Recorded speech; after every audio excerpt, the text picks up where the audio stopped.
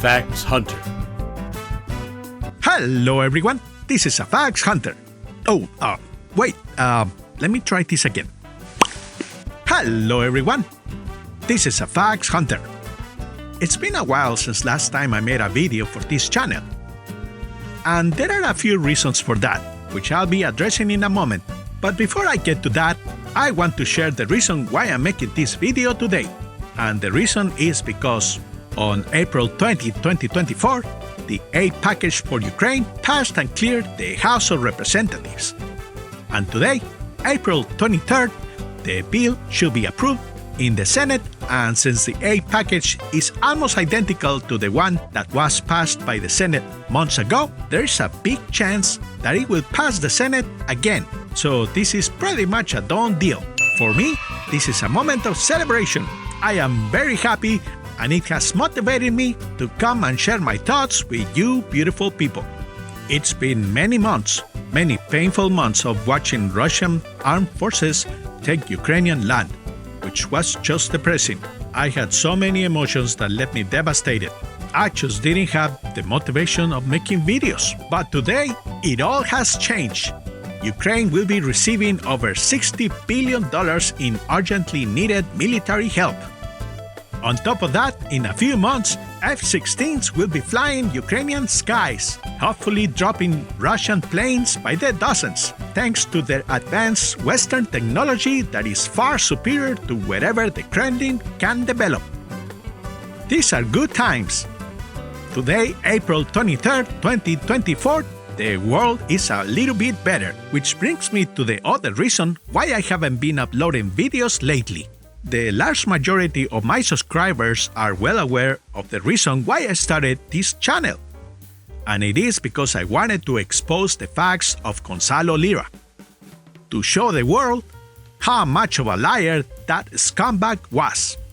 Fortunately, he is no longer spreading lies. That evil piece of crap is nothing but a box of ashes put away in a place where he can't harm anyone anymore. And let me make this clear. I started making videos on Gonzalo Lira because he was a Russian propagandist spreading misinformation that came straight from Putin's mouth. Now, after Gonzalo died, another great thing happened. Or better said, it didn't happen. None of his followers were able to turn him into the martyr that Gonzalo wanted to be. And let me tell you, watching people making videos complaining how the media were not speaking about Gonzalo's death was quite enjoyable. And this gave me the realization that in order for me to achieve my goal of destroying any trace of Gonzalo's potential legacy, all I had to do was, well, stop talking about Gonzalo Lira. How do you erase a man from YouTube? Well, you stop making him relevant. I mean, just take a look at those channels who are re-uploading his content. None of those videos are reaching over 1,000 views. Imagine this. YouTube is the second most popular website in the internet with an average of 2.7 billion active users per month, and only about 300 people are watching those re-uploaded videos. 300 people out of 2.7 billion. That's nothing! Gonzalo Lira is slowly disappearing and being forgotten because he was never important to begin with. And get this! I've heard that his father requested an autopsy to be performed in Gonzalo's body, and the Ukrainian government told him nope. So they just cremated his body and told him to grab his ashes and get the hell out. They kicked his ashes out of Ukraine and told him to get lost. Nice. Well done, Ukraine. That jackass went uninvited to Ukraine and started criticizing their government while promoting Putin's illegal invasion. And you expect them to give you the cordiality of performing an autopsy on the body of a propagandist while Putin is bombing Ukrainian hospitals, killing doctors and nurses who are trying to save innocent lives? Man, Only an entitled idiot like Gonzalo Lira Valdez will try to get away with that type of crap. Okay, enough of my rant. Moving on. Going back to my channel. So at first, I thought about making videos fighting misinformation, especially Russian misinformation. But things got really difficult because the extreme Republican faction was keeping the aid for Ukraine on hold, mostly at request of Donald Trump. And as I already mentioned, this was difficult to watch. It was depressing watching Ukraine losing land. This impacted my motivation to make videos, especially since the two videos that I have previously posted talking about Ukraine did not perform well. And this is mostly because my channel is usually pushed to people who follow Gonzalo Lira, who are mostly Russian supporters and also Trump supporters.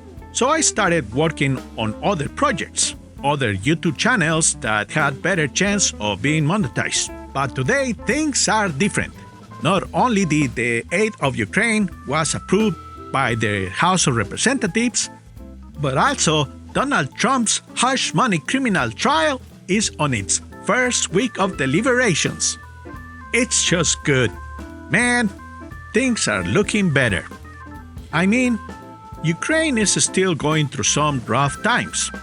The country's electrical grid is on shambles after Russia's constant bombing, which also has been hitting innocent civilians in hospitals, apartment buildings, schools, and other non-military locations.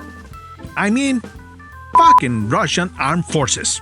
I tell you, I can't wait for the military aid to start flowing back into Ukraine, which is already making an impact on the ground as we speak. The Ukrainian army is releasing their reserve stocks, which they had saved up because they didn't know when will they be receiving more. So now, things are going to change for the better.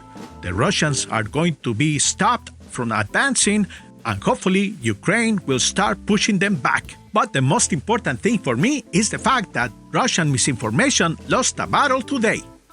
One of my favorite stories I want to share with you is the humiliation of one of Russia's biggest supporters in the United States government.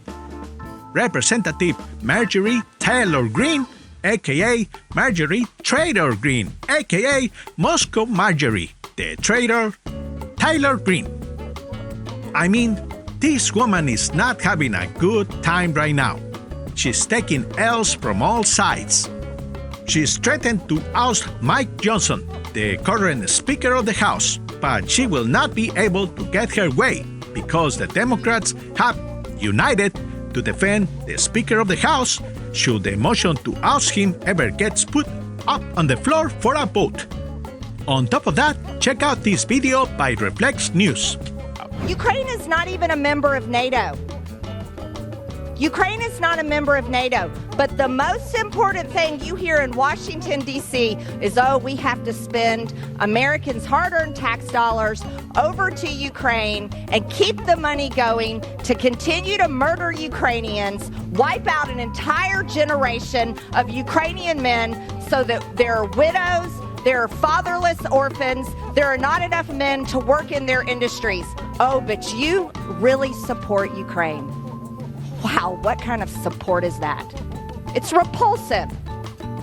You know, shame on the American government. Thank you, Mr. Speaker. I want to focus on one argument of the sponsor of this amendment, who's basically saying that if we pass this bill, we are advocating the killing of Ukrainians. That is a uniquely demented way of looking at this war. Putin invades. Putin, as we speak, is bombing and killing Ukrainian civilians. And the only thing that is reducing the number that he can kill is the Ukrainians' ability to fight back. So to look at this from a pure Russian propaganda standpoint, they invade, they bomb, they kill, and it's our fault for helping the Ukrainians defend themselves.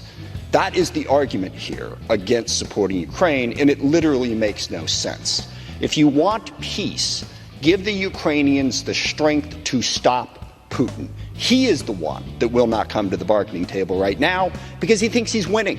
He thinks he can go all the way to Kyiv. He thinks he can take the whole country.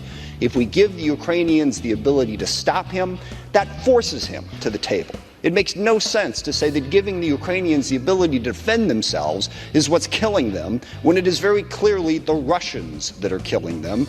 The Ukrainians need our help to bring peace, to stop Putin, to stop what he is trying to do.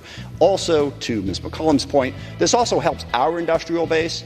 We face a dangerous world between Russia, Iran, China, North Korea, all of whom are working together, by the way. If we don't help Ukraine stop Russia, that helps Iran, that helps China, that helps North Korea. This is about our national security, which I am quite confident that whether asleep or awake, the American people also care dearly about. Please defeat this amendment and support Ukraine and support United States national security interests. Thank you. I yield back. That's right. Finally, someone with authority told this woman to her face that the garbage she's been spreading are nothing but ignorant lies.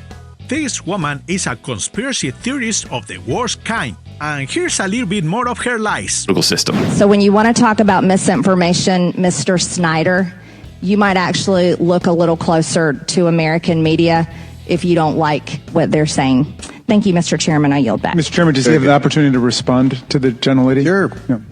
I didn't ask him a question, No, her Mr. time's Raskin. expired. You asked multiple questions. First of all, I'd like to thank the representative from Georgia by making clear with her comments and with her person that any discussion of political warfare has to include Russia, Ukraine, and America.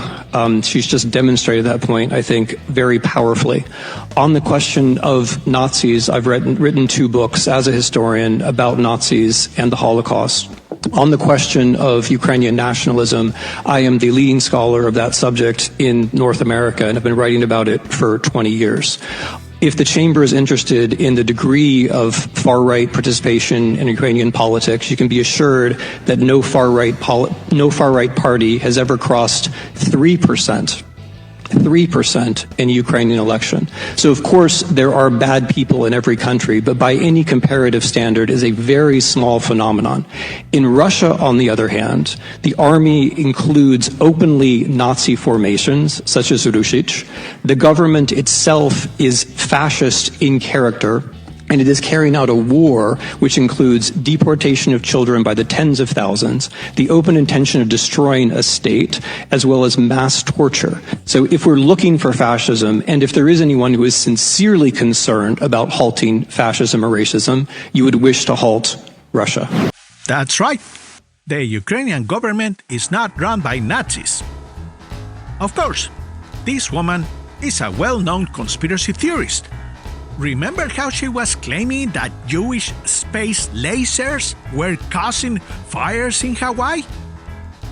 I mean, this person is straight out a Neanderthal. First, she blames Jewish lasers, and now she's claiming Ukrainians are Nazis? What an idiot! Just listen to her speak. And by the way, you're getting criticized on the left, on the right, in the media. You know, everybody, a lot of people are criticizing you. Erupted. Your reaction and response to those criticisms. Speaker Johnson refuses to use his power as Speaker of the House to do any type of negotiating to secure the southern border and stop the madness in our country. The people criticizing me are not the American people. The American people agree with me, and I've talked to them, and I've seen it all over. They are outraged, and what they're saying is they don't want to vote for Republicans anymore because in their eyes, their opinion and how they feel and how they're treated, the Republican Party in charge right now is no different than the Democrat Party. It's one big uniparty that serves the world first and America last. And you wanna know who listens to this moron? Well, take a guess. Yeah, only ignorant nutcases defend and follow this type of people. I mean, these people are a danger to democracy and society in general. Hell, they are a danger to themselves. Just the other day, April 19, one of them conspiracy theorists set himself on fire outside of the courthouse where Donald Trump is getting his ass whooped for being a crook. Man, crazy times we're living. And before anybody start clutching their pearls because I make fun of a guy's death, let me tell you, If you set yourself on fire trying to promote any type of message including conspiracy theories, you're an idiot. You're an idiot. You are not an example to be followed.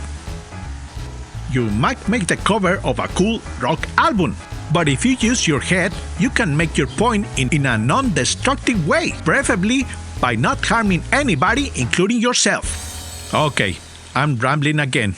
My bad. Right now, positive energy is flowing through me. The good thing is that we have one less conspiracy theorist on the planet, another one in government is getting humiliated in front of the world, and another one is having a bad time in court. All of this while Ukraine is finally on track to get $60 billion in aid to fight the Russian orcs. And you know, this is the time where I will say that Gonzalo Lira must be twisting in his grave. Except that he's not in a grave, because he was cremated and his ashes are in a tiny box far away in Chile. But since he's in hell right now, he must be getting an extra pinch of punishment from Lucifer himself. Right about now. Yeah, take that, you scumbag. Burn in hell, Gonzalo Lira, you piece of crap. Man, my positive energy is a little toxic. I need to work on that. Oh, by the way, before I finish this video, let me share another piece of good news. Early at the start of the 2014 Russian invasion, an American man from Texas named Russell Bentley went to fight for the Russians in the occupied Donetsk region. He was also another conspiracy theorist spreading misinformation, until his YouTube channel was deleted at the start of the 2022 second Russian invasion. Well, it is reported that he went missing and later on his body was found after he was abducted by none other than Russian soldiers. And this is no lie. His widow, who is a Ukrainian-born Russian sympathizer, put up a video right after he was taken away. And she confirms that it was Russians who took him. The New York Post shared the following in an article. Conflicting reports suggest Bentley was abducted by Russian soldiers and killed, possibly because they thought he was an American spy. On social media, unsubstantiated claims circulate saying Bentley was raped prior to his murder, and he was either shot 8 times in the head or decapitated. That's right, another conspiracy theorist met his end in a gruesome way. Man, this has not been a good week for conspiracy theorists. They are dropping like flies. And to any people out there who might be planning on writing angry comments down below because you're offended by my video, just know this. I believe that to offend someone who is smart, tell them a lie. To offend someone who is ignorant, tell them the truth. That's why I'm a facts hunter. I always try to tell the truth. For conspiracy theorists, it is easy to make everything into a conspiracy because they don't know how everything works. Ignorance is their default state. That's why they have a low life expectancy. When they are set free to do whatever they want, play stupid games, win stupid prizes. Good times. Well, that's it for me. I wanted to share my new look and all the good news we've been having lately with you guys, especially today, when the new military aid package has been approved. The Russians are about to get their ass whooped again. Good times, people, good times. But that's it for this video. Thanks again for watching. Burn in hell, Gonzalo Lira. Slava Ukraini! Heroyan Slava! That's it for this video. Take care and love to you all who support facts. This is a Facts Hunter. Take care and bye-bye for now.